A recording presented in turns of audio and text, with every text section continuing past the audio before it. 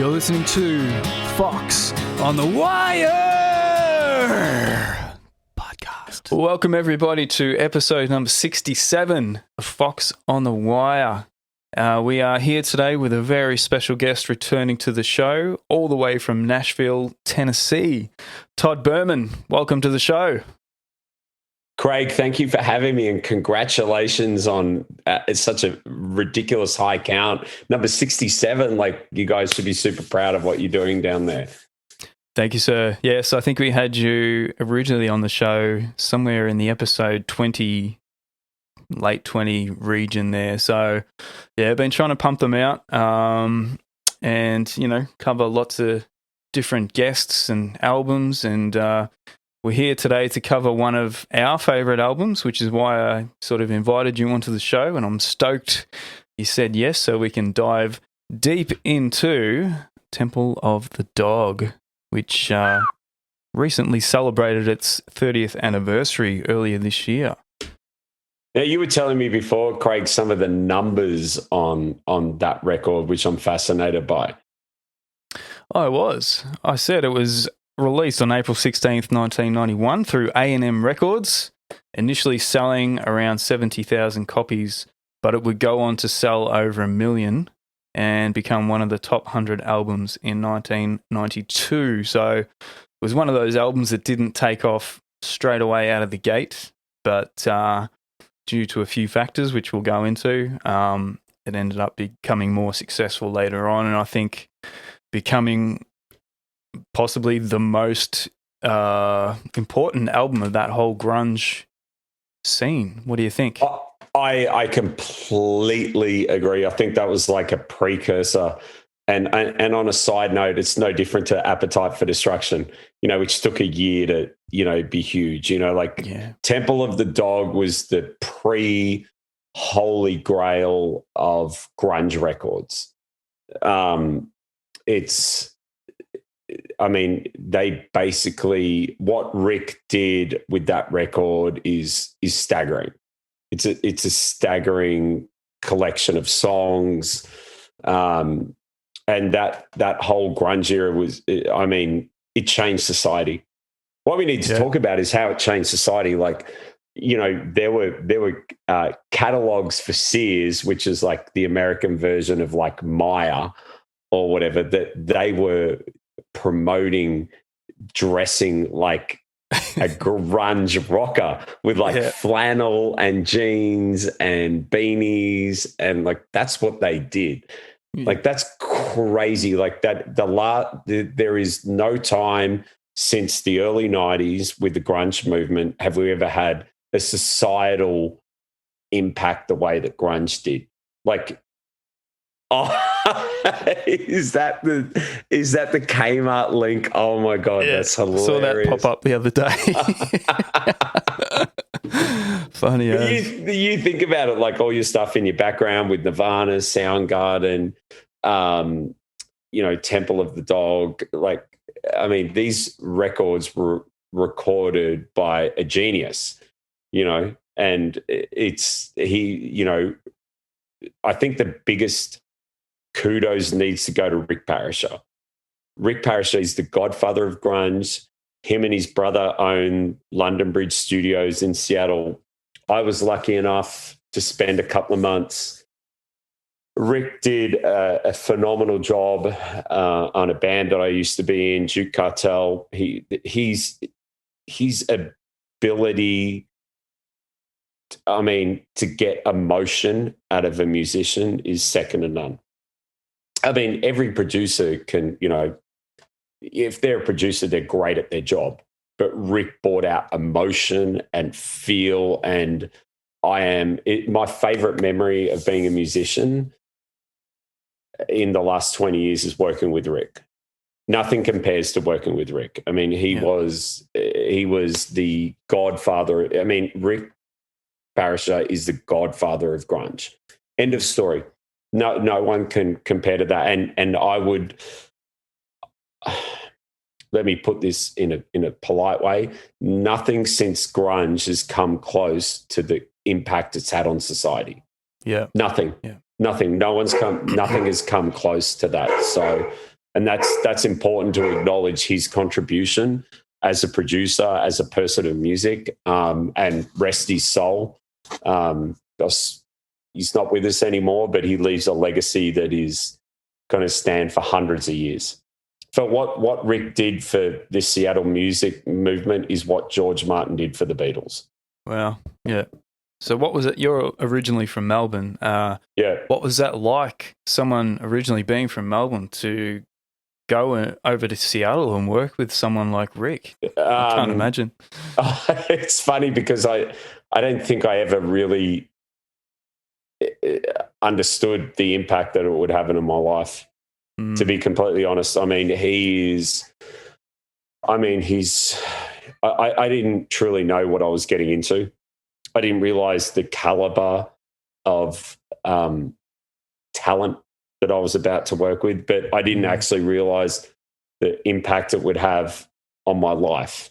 So everything that, that whole experience led me to, not doing band stuff anymore and producing and writing. And, fast forward 6-7 years later, I'm in Seattle at Bob Lang's studio producing records with, legends of the Seattle music scene. I'm like, why is this kid from Melbourne? Yeah. How does he have the right to be producing and co-writing a record with, like guys from Candlebox? These guys have sold tens of millions of records and I'm producing them. And that all came from what I learned from Rick. And I said to the guys at the time, I said, you are getting a Rick Parrish record. You're not getting a record from me. You are getting a Rick Parrish record, because all I am doing is giving you everything that he taught me. Yeah. So I'm beyond grateful for Seattle is a massive part of my life. Massive. Yeah. Wow. Well, so you actually recorded with him at the same studio that Temple of the Dog recorded this album at London Bridge Studios. Was there, what was it like in there? Was it a place where he had photos on the wall of the albums that he'd recorded there? Sort of like Sound City Studios, like we saw in Dave Grohl's documentary. Was it sort of a lot of memorabilia in the place, or was it just a bit of a dingy old studio? No, it was in an area called Montlake Terrace, which is just north of Seattle. Traffic is horrific. It's like LA. You can go like 2 miles in like 30 minutes. So we were lucky enough to stay up there, work in the studio. It was sort of in an industrial area. You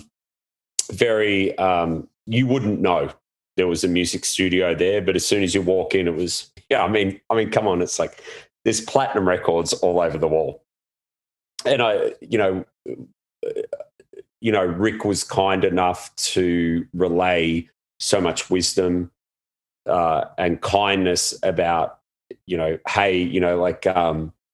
one of the songs on Pearl Jam 10, he was, Rick was a phenomenal pianist, like out of the world phenomenal. And what's that song?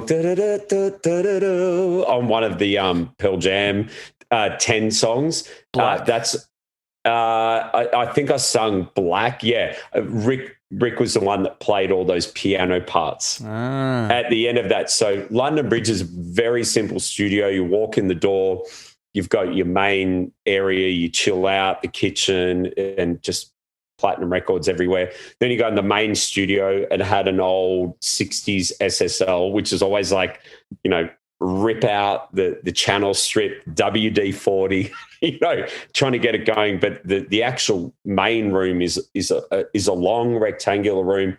You walk in, a beautiful grand piano to the right. It's not super long and deep. And then at the end, there was probably a 3-foot high riser with a brick wall on the rear, which was the drum riser. And then you had like a vocal booth and then like the studio. Like I remember that studio so well, but I remember like we were, have some isolation rooms for amps.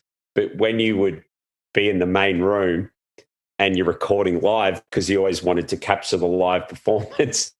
Like you're sitting there, and our drummer at the time was playing drums with the brick wall behind him, but the riser was carpeted, but everything else in the main room was like wood floors. And you'd hear him hit the drums, and you'd have him in your fallback in your cans. And I'm like going, I feel like I'm listening to Pearl Jam 10 with like drum sound. The drum sounds in that room are exact. Like if you go and play drums in that room and mic it up, it sounds like the Pearl Jam 10 record. Right. Okay.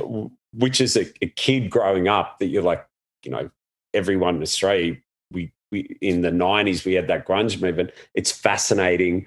And I'm like, I felt like, like I didn't deserve to be there, you know, in a way, but I'm like, I'm beyond grateful. I'm like, I got to work with an incredibly talented producer, but like someone that like brought the best out of people. You know, he was about people. He was about, you know, your performance. He was about your mindset. It wasn't about technicalities with Rick. So all of that, Temple of the Dog, all of his era was his ability to get the best out of people. You know, strip away what you think. You know, like I remember playing like guitar parts, and I was the rhythm player, and I was always pride myself on being, you know, technically correct with my rhythm playing. You know, you grow up like AC/DC, In Excess, where phenomenal rhythm players, like the best of the best.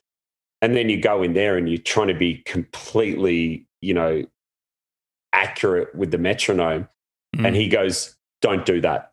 And you're like, what do you mean don't do that? And he goes, I want you to hit the guitar.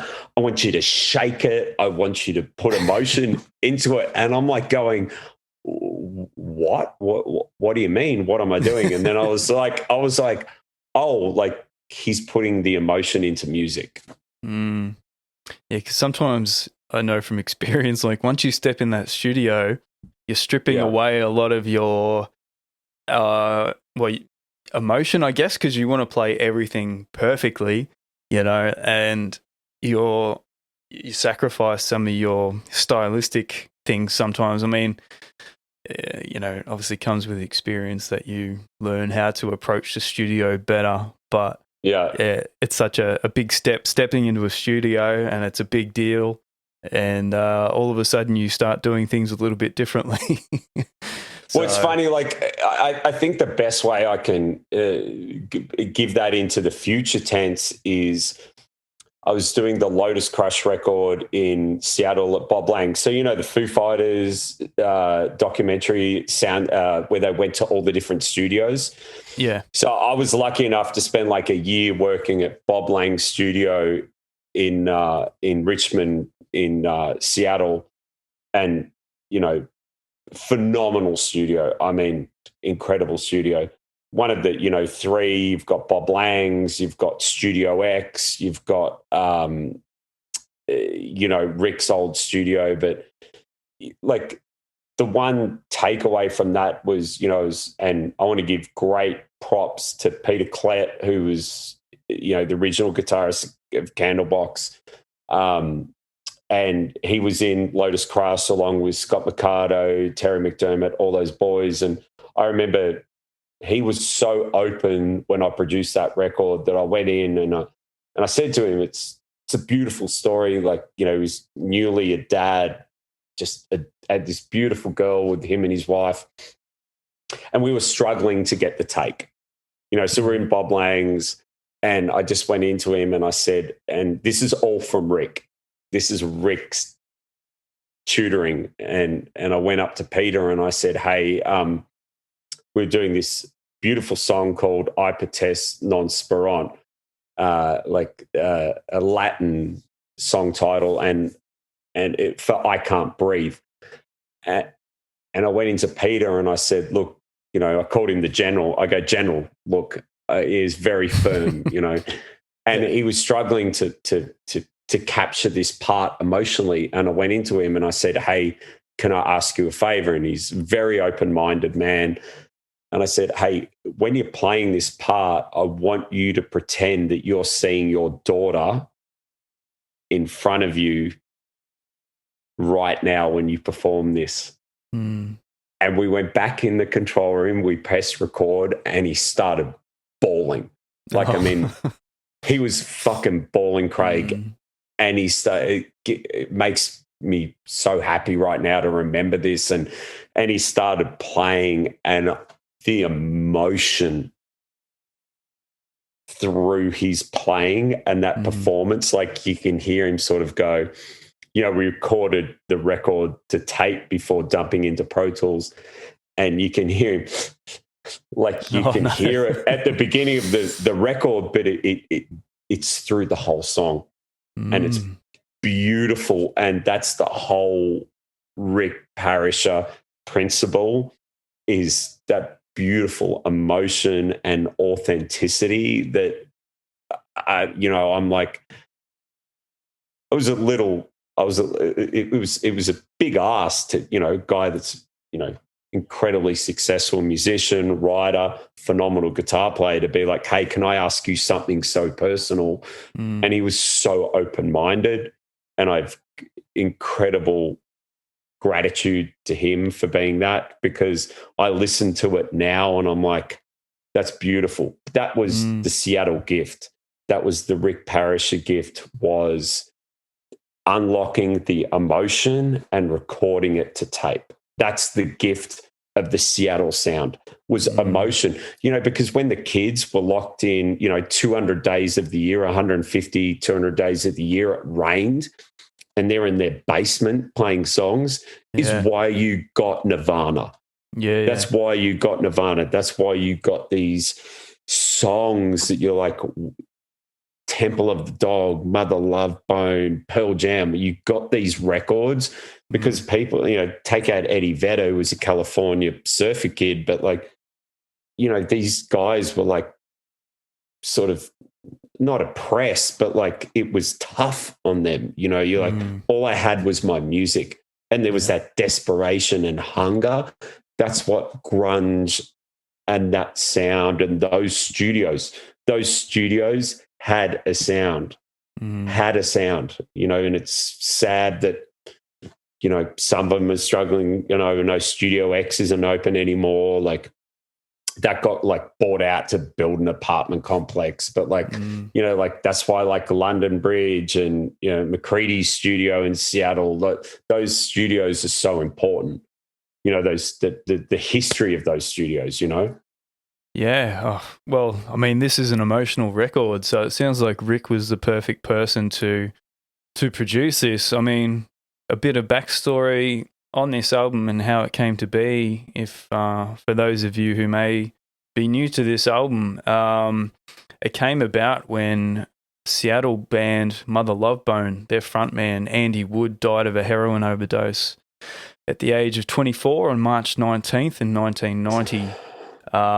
They kept him on life support long enough for family and friends to come and say goodbye. Chris Cornell being one of them, because him and Cornell were roommates. They'd often share or, demo things together and listen to each other's demos. So Cornell had a huge emotional connection with this, and that's why he put this project together, which I think was originally meant to just be a single, but it turned into a whole album.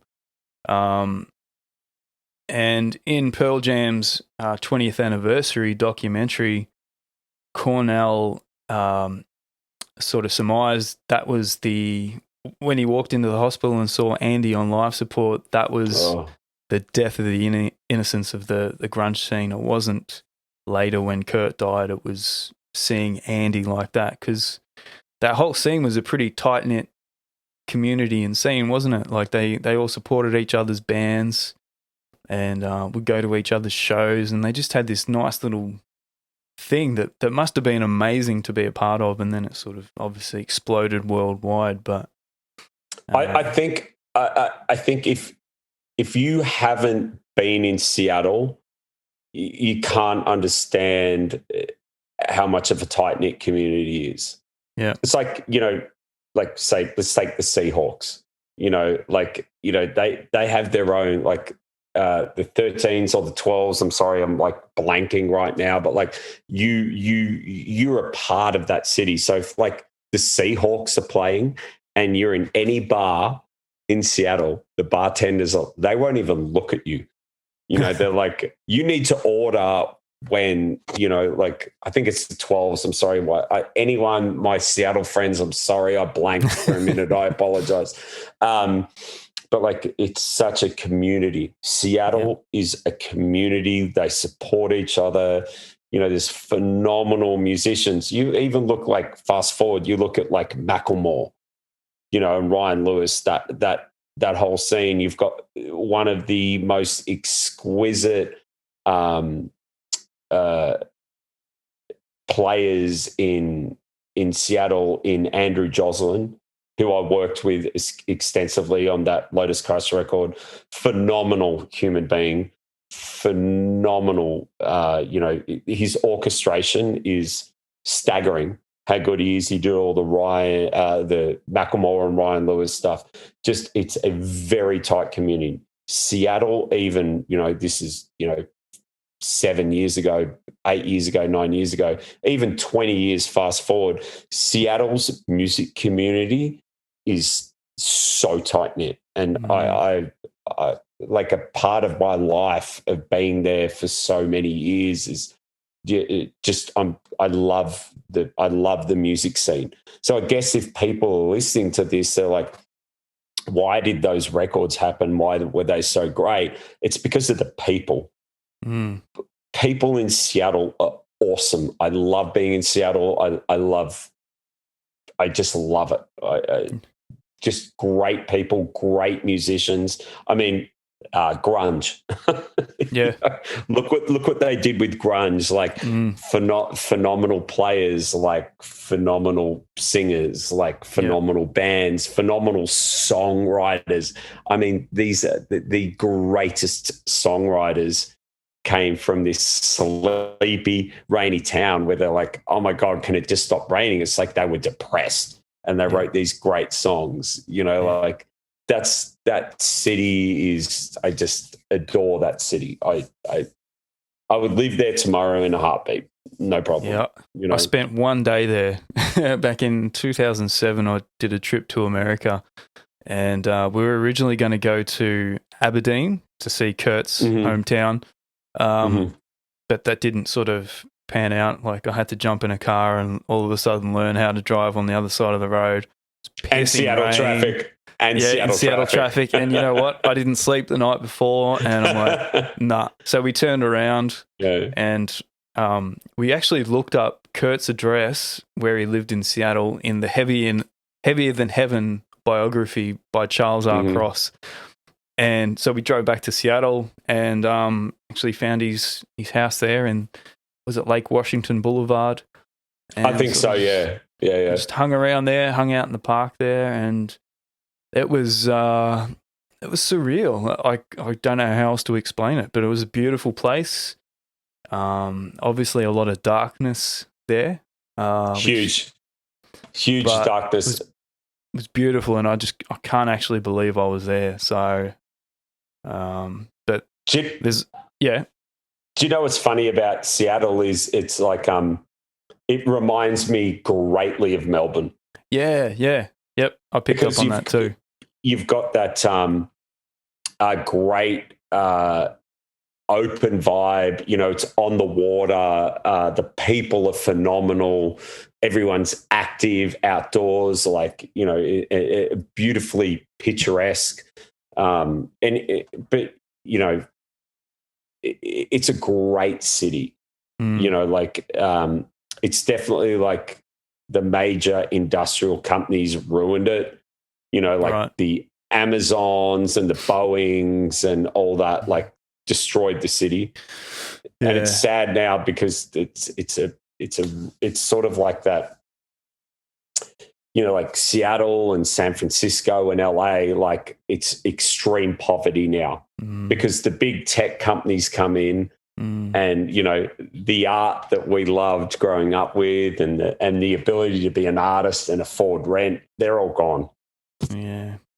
one of my best friends, Justin Armstrong, who is a phenomenal engineer, producer, mixer, who is like, you know, one of the best in Seattle of all time.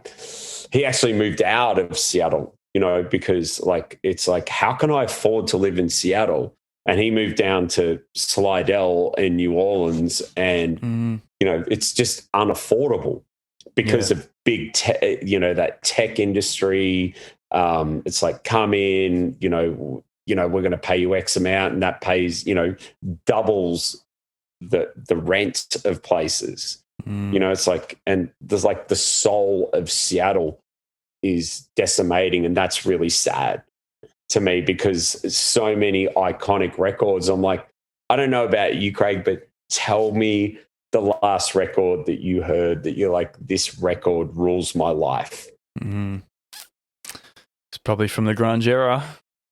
And everyone goes, oh, you guys are like, love the old stuff. I'm like, no. When it changed society and culture, and that you are in a catalog buying a flannel, then that, you know, because no one's sitting here going, you know, I want to look like Billie Eilish.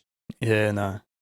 You know, because there's no, and I don't care because I'm no one, but like, there's zero soul in that record. There's zero emotion. I'm like, if I listen to Hunger Strike, I'm like, in 100 years, I'll listen to Hunger Strike and be like, how is the emotion in that performance? The emotion in the singing, like, and the difference of Cornell to Vedder vocally and how they complement each other. Like, it's makes me upset just thinking how beautiful those records were, you know, like beautiful records, you know. Well, they were real songs by real people, by real performers, and that's a bit of a cliche to say that, but it's just it's true. And, you know, with a lot of these albums turning 30, especially on this podcast, I wanted to celebrate that because these albums mean a lot to me personally, and, you know, they're still great albums. Like I did an episode on Nevermind the other night with Ashley Naylor, which I haven't put up yet. Okay. And, you know, I wanted to reach out to you, and because I know you into a lot of the same stuff I am, and obviously we picked Temple of the Dog, and there's so much history in this album, and when it came out there was still so much to come after. And I think one of the reasons why it didn't take off straight away, like Soundgarden had released I think 3 albums, but later that year in 91, in October, they would release Bad Motorfinger, which would you know, shoot them up the charts. And when this came out, record, Pearl Jam hadn't even come out yet. Actually, I don't even know if they'd formed. Oh yeah, they just formed when this came out. But Eddie Vedder's first vocal performance was on this record. Is that right? On Hunger Strike.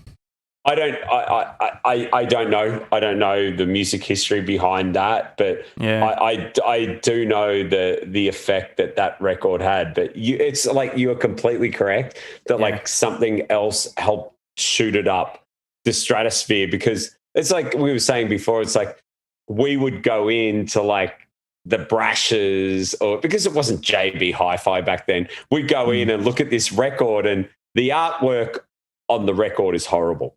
Let's be honest. It is. It doesn't make you go, I want to buy that. You know what I mean? And that's just as a consumer seeing that, but it's like knowing the songs that were on that record. Pretty terrible. It's pretty terrible, but like the songs on that record, oh my God.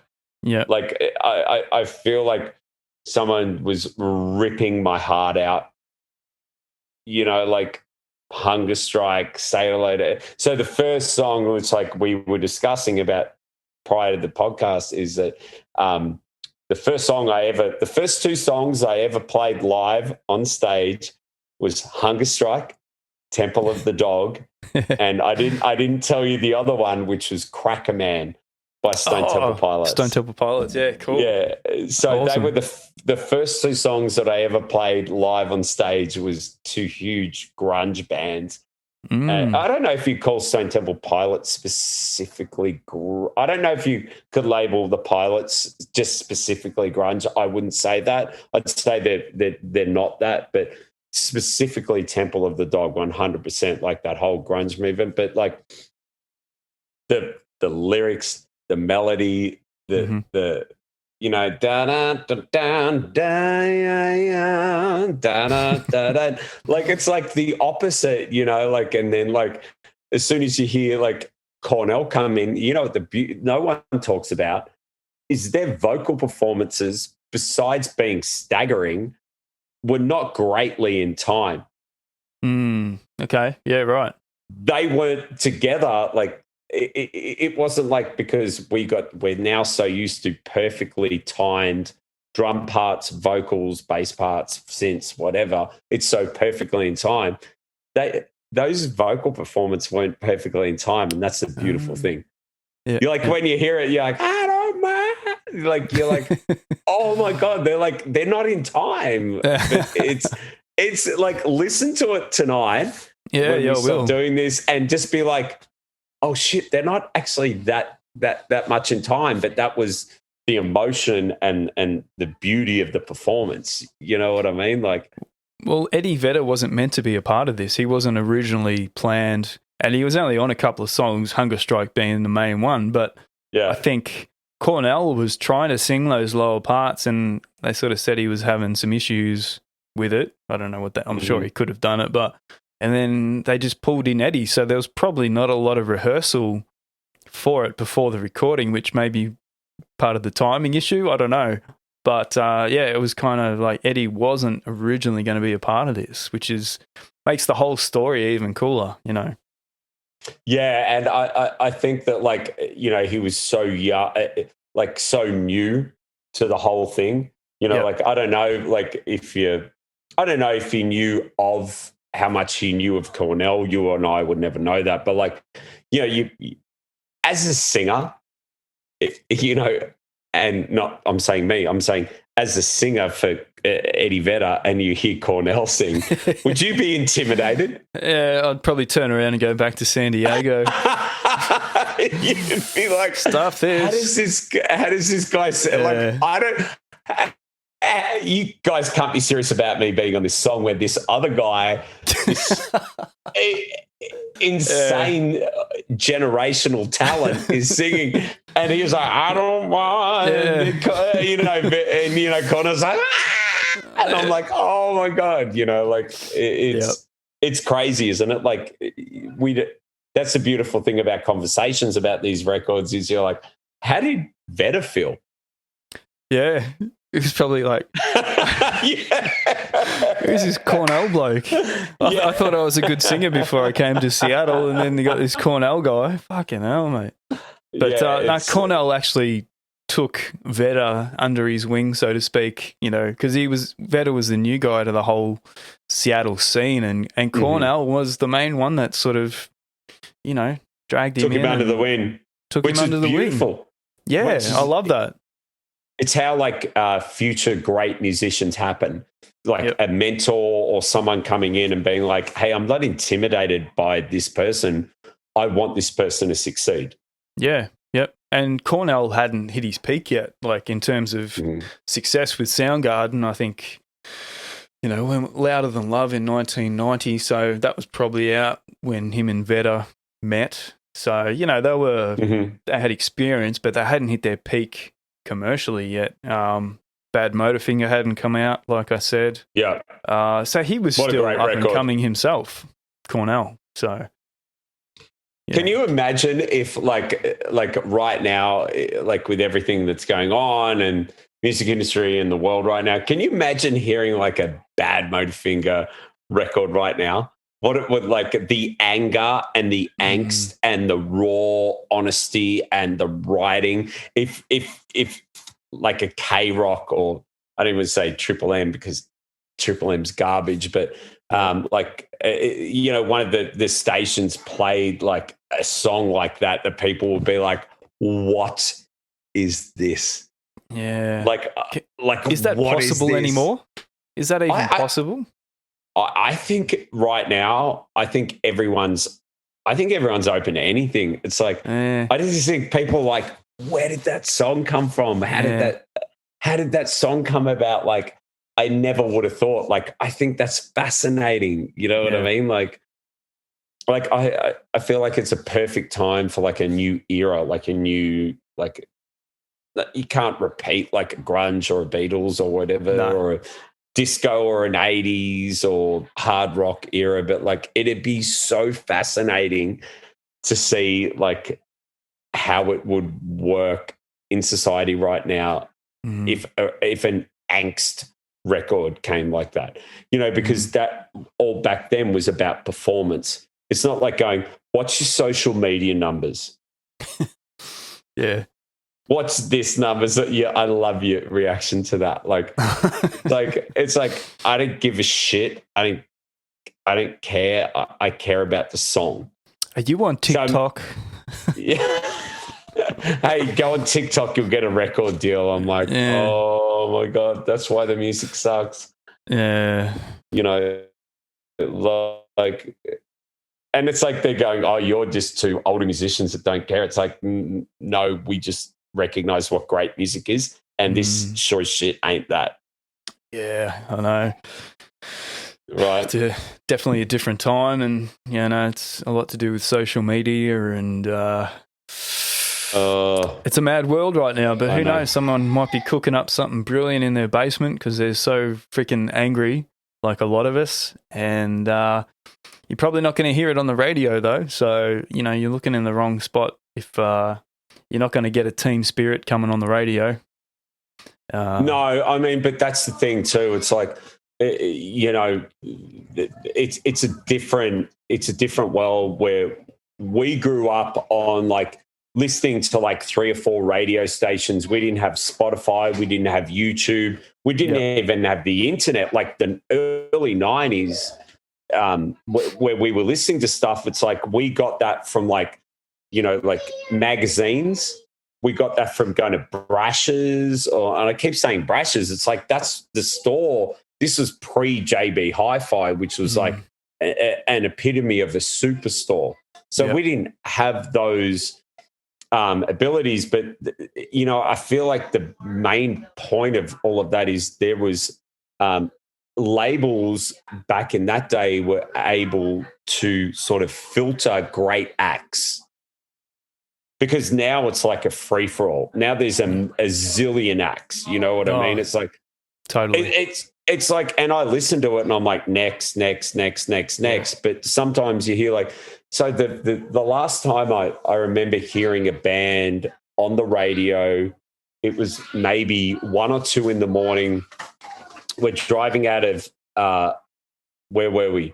We're driving out of Bob Lang's in Seattle. Back to our engineer's house, and 1 or 2 in the morning, like 18-hour day, and we're in his truck, and we hear Royal Blood, and we both were like, exhausted recording music all day, but we're like, should we turn this up right now? And we turned it up, and I'm like, what is this? The last time I did that was Royal Blood, and it was 2014, 2015, where I actually turned it up, and I'm like, what is this band? What is this looseness? What is this aggression? What is this ability to say no to songwriting rules? And that's what I loved. And that's the last time where I was like, oh, wow, what is this? So I think we missed that. I think truly, like, it's so homogenized now that and I just think there's not the same level of talent. To be completely honest with you, I don't think there's and to give you the best example, I'll give you Nashville. There was a report maybe 2, 3, 4 years ago that 85% of the songwriters in Nashville are gone. Really? 85%. Wow. And I'm not sure if it was like an ASCAP article, BMI, the APRAs for over here, or CSAC or whatever it was. That it was essentially like they're like, well, we can't earn money. There's this whole streaming scenario now, so it's like people, they don't want to write a Nevermind. They don't want to write a Temple of the Dog. They don't want to write a Pearl Jam 10. Like, Pearl Jam will never get a better record than Pearl Jam 10. Yep. Versus was pretty close. Yep. But, and I don't know if you know the story, and it doesn't matter now because no one's going to sue us. But Pearl Jam fucked over Rick. Really? On the royalties on Pearl Jam 10. Huh. Yeah. And I'm saying that out of him telling me that, and I don't really give a shit because Rick was beyond incredible and instrumental in doing that record, and they fucked him over on his producer points. Right, I didn't and know if Pearl Jam hears that, who am I? They don't give two fucks about me. They don't give two fucks about us. But, that's the truth. Right. That's the truth. Pearl Jam did the wrong thing by Rick. They didn't give him his points. Yeah, right. Wow. And that's really bad. But that's the truth. It's sort of like, doing a tour of a city and then going, everything's beautiful about that city. But shit, you shouldn't tell you that. Oh, it's the truth of, that. And, I'm going to stick up for Rick. He's not around to stick up for himself. And the boys in Pearl Jam, didn't do the right thing by him in royalty wise. And I've had that happen to me. I've had that happen to me in different scenarios where people don't. That's the problem. The problem with the musicians is they think that they have to live in a scenario of desperation and poverty, which is like, imagine, when the labels originally signed like Pink Floyd or the Beatles or whoever they signed them as a development. They're like, go and discover you, go and discover your sound. Now it's like, oh, you didn't do anything, so you're gone. Do you know what I'm saying? Like, imagine, someone is saying like Zeppelin, Floyd, Beatles, whatever, that, okay, you've had one song, you're gone. Yeah.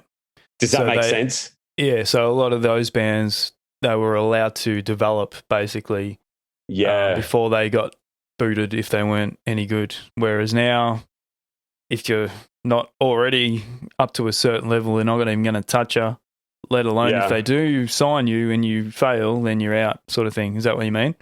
Exactly.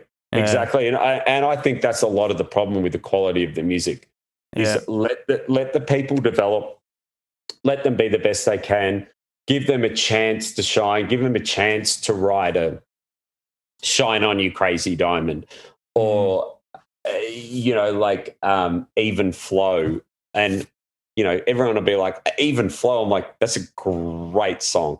You know what I mean? Song. It's a great song. Like Hunger Strike, Say Hello to Heaven off the Temple of Dog record. These songs are so pure and rich with songwriting talent. And the bottom line is the two reasons why they're great songs, any of the things we just spoke about, is songwriting talent and emotion. They captured the emotion that people hear it and they go, that relates to me. I can hear that. I understand. I hear the pain in his voice, her voice. That's what they're attracted to, I mean, look at this album where this fits into Chris Cornell's timeline of his career.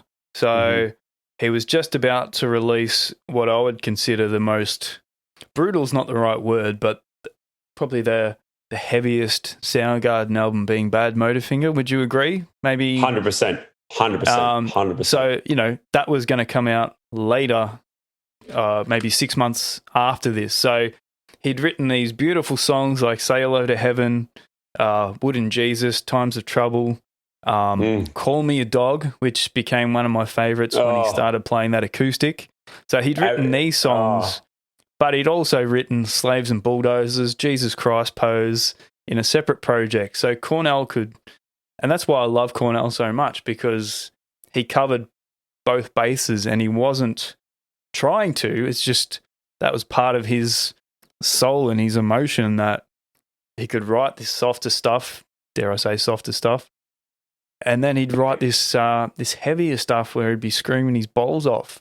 So you get both sides of the coin with him, which is why I love him, basically. And so think about this, Craig. Think about the fact if someone in 2021 wrote and released Jesus Christ Pose. And the video. And released the video for it. I think that's art is the most important thing in society. Mm-hmm. Art is the most important thing because it makes you critically think. Why did that person think that? Why did that person write that song? Why did that person paint that painting? It's it's enabling critical thinking, which is absent in society now. So back then, they weren't judged on writing a song called Jesus Christ Pose. They weren't judged on it. They're like, people were just like, they were curious. Yeah. They weren't demonstrative. They were curious. They're like, why do you think that? Why are you writing that song? Tell me about that song. Now it's like, how dare you write that song? What is wrong with you? It's like a curious society versus a finger pointing society, like a hurt society, like a controlled society. It's like ask that person why they wrote that song. What is it? Why did they write it? What does it mean to them? These are the questions that's what art provokes, those questions. And that's why you and I are so enamored by grunge, because it was I never met anyone, this is the best way to say it, when I was in high school, late high school, and those big records came out, I never met one person ever that said they didn't like those records. Yeah. Okay. Ever. Yeah. Ever. Not one person I met ever said they didn't like those records. And I bet you they still like them. 100%. And let's throw in a left field amongst that it wasn't grunge. Let's throw in Jeff Buckley. Oh, yeah. Yeah, because it branched you off into similar artists and bands. Like, you didn't just stop at grunge and it was all grunge and only grunge. You did branch off. You got Stone Temple Pilots, Jeff Buckley. What else have we got in there? Chili Peppers, just alternative. Chili Peppers to a way, like, I think like Tea Party. The Tea Party was huge for me. Like, I'm a monster Jeff Martin fan. Yeah, he's great. That Edges of Twilight record, and then the Transmission record in the 90s. Like, and here's the other thing. The beautiful thing about that era from like 90, 91 to like 96, 97 was the most beautiful era of music. And then we got new metal. Yeah. I'm like, then we had to go to Limp Bizkit, and I'm like, oh my God, this is like going to horrendous pop in the 80s. You know what I mean? It's like, I'm like, I would rather shave my balls with a cheese grater than listen to that music. You know what I mean? It's like, if you walk down the street and met someone, they're like, what do you do? Blah, blah, blah. What music do you like? Blah, blah, blah. and they said to you Limp Bizkit, you'd be like, what? You did it all for the nookie. I did it all for the nookie, the cookie. Like, and look what he's doing now. What he's got that like real dad vibe look, and I think that's what the new song's called, is Dad Vibes or something. Have you seen that? Fred Durst? I watched the video where he's wearing the grey wig and all of that, and he's like walking around the stage going, well, I feel like, you remember that guy Richard Cheese that did all the, the standard, like, hey, I give it all up for the nookie, and I'm like, I feel like Fred Durst is a parody of himself at this point. Oh, I can't. He looks. So what's happening?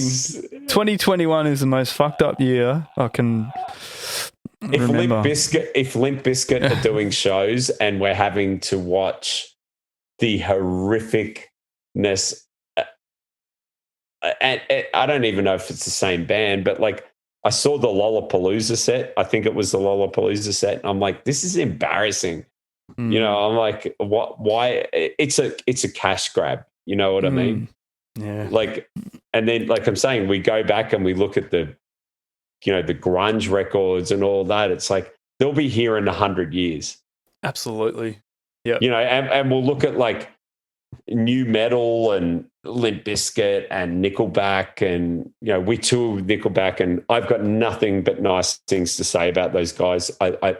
They treated me and the band that I was in phenomenally. They were lovely, lovely, and there is no right for me to speak ill of them.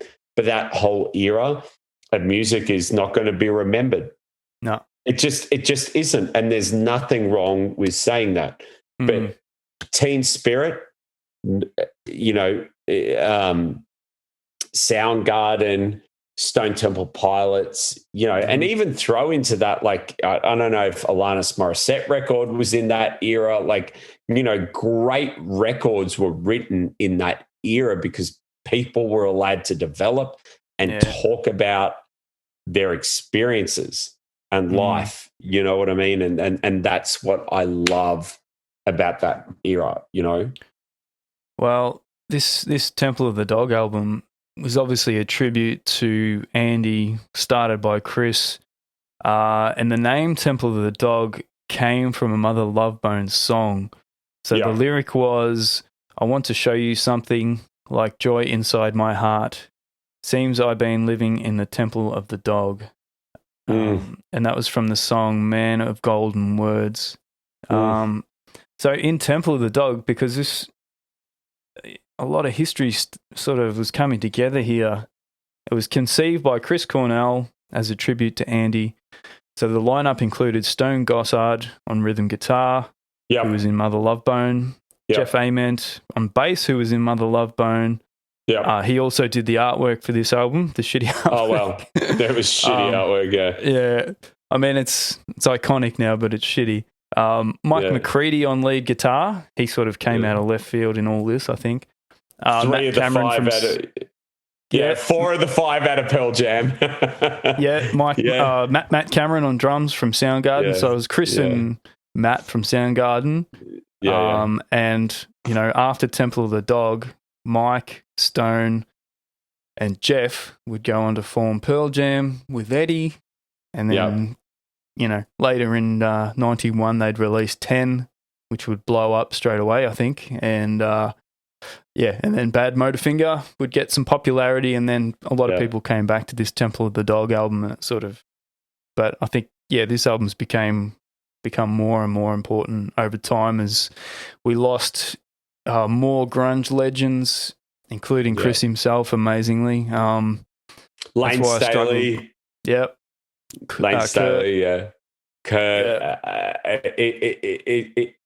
You wonder why they were so tortured, but like the music is just, I can't even deal with like how much I love that era. Like that era was, like I said, those first song ever played on stage was Hunger Strike. Like that's embedded in my soul is that era and those records, those performances, the songwriting, and nothing comes close to it now. Like I'm like, I just let me go record a record and not give two shits and write whatever the hell I want and just release it and record it, because I feel like that's what that they had that ability. I mean, they wouldn't let them record shit and release it, but like the ability to be free, be artists, write the songs that you love. I miss those records, you know? Yep. And, back on Hunger Strike, it was the video for Hunger Strike as well that was, that became pretty iconic. Filmed in Discovery Park in Seattle.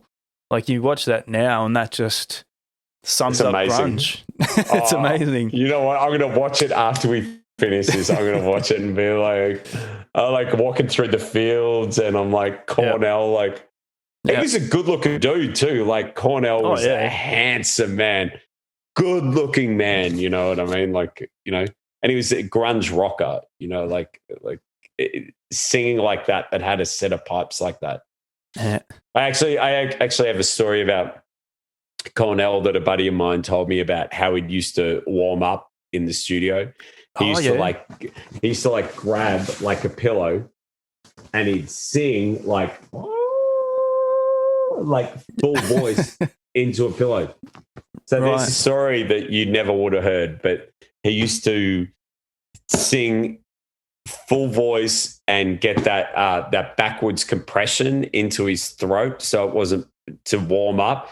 He used to sing into a pillow. True story. So from the horse's mouth. Of that? I don't know. I'm not a vocal superstar, but I do know that friends of mine who worked with him told me that story, that he would do that and pillow cushion, whatever, just to get that that backwards pressure that you weren't having to like be like he'd there was that. I don't know. You'd have to look it up. I'm just telling you stories that I've heard, and people might be like, how do you know? I'm like, because my friend worked on the record. So he knows. So he knows. So that's truth. And I'm not going to name names, but that's fascinating. I'd love to see someone like Cornell work, and I'd just love to pick his brain. And I think I read Terry Date. He was a producer. Oh yeah, Terry Date. Yeah. He said the only person that broke more chairs or stools in the studio than Phil Anselmo from Pantera was Chris Cornell. And I'm like, oh, really interesting. So Terry Date, wow. Yeah. Well, he's not the calmest person on the planet, but yeah. Did he produced Bad Motorfinger? Is that Terry Date? I can't remember. I'd have to look that up. I'm pretty sure. And so now the band, they call Temple of the Dog a supergroup. I don't know about that. Like, they didn't actually tour this album until the 20th anniversary in 2016. They did a 7-date tour in the US. Oh my God, I saw that. No, I remember that. I would have loved to have seen that. Yeah. That was incredible. Yeah. But they didn't tour it back in 91. Obviously, they were busy with their other bands. So could you call it a supergroup, or was it just a project, would you say? No, I think it was, people call it a supergroup because of the way we call supergroups now. Like Audio Slave. Yeah. You know, like Audio Slave was a supergroup. Velvet Revolver was a supergroup. They were supergroups without question. I think this was a unintentional version of what people now call a supergroup. Because I think back then that, you know, they were just doing it for their friend and they just wanted to. I think it was about art. I didn't think it was about we're in a supergroup and let's go make a record. They made a record because of Andy Wood. They made a record because they needed to say, they needed to grieve, they needed to talk about it. They need to put it on tape, but it's this Seattle community. And unless you've been to Seattle, but unless you've lived in Seattle, you know the people. They are the greatest people. It is the greatest city. I love that city with all my heart. Like, it's art.